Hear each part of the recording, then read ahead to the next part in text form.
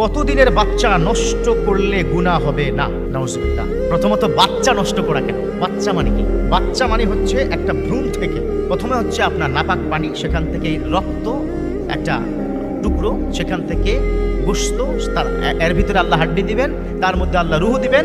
ওই রুহ দেওয়ার পরে কিন্তু বাচ্চা তার আগে না। প্রথম কথা হচ্ছে যারা বাচ্চাকে হত্যা করছেন তারা মানুষ হত্যার চাইতেও ভয়ঙ্কর অপরাধ করছেন।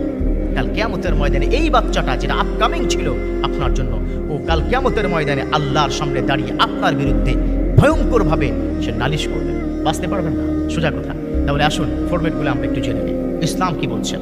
বর্তমান ওয়ার্ল্ডের সকল স্কলার একমত হয়েছেন, যদি কোনো ভদ্র মহিলা, কোনো মা বোনের এরকম হয় তার সবেমাত্র বাচ্চা হয়েছে 6 মাস, এখনো বাচ্চা বুকের দুধ খাচ্ছে, অথবা ডেঞ্জার জোনে আছে। ডেঞ্জার জোন মানে কি? বাচ্চা আজকাল সিজারই হয় ম্যাক্সিমাম, বাংলাদেশে তো 99% সিজার, নর্মালি খুব কম হয়।